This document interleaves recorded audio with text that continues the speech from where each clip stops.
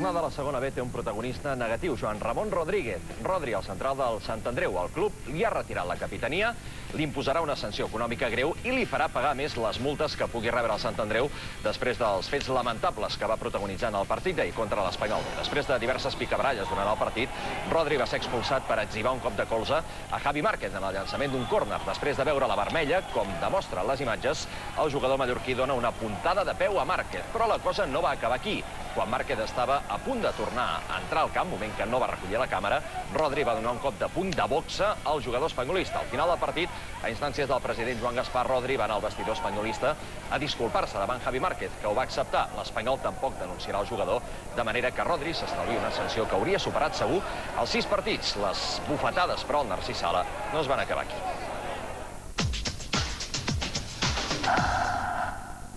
Tots aquests que criden ara, doncs després aplaudiran.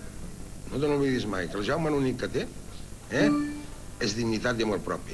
I això no pot ningú amb mi. Jo sóc un empleat del club i estic a la disposició del club. Però també et dic una cosa. Ningú, amb 37 anys, ha pogut fer la meva dignitat. I com més hòsties em foten, més m'aixeco. Doncs a Creixell i al Sant Andreu el primer mastegot li va arribar ben aviat. Als 8 minuts, Didac centra i Palanca connecta un cap de cap imparable per inaugurar el marcador.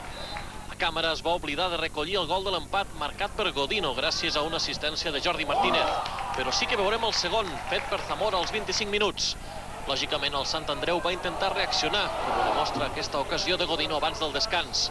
Però al segon temps, un espanyol molt ben posicionat hauria pogut ampliar les distàncies.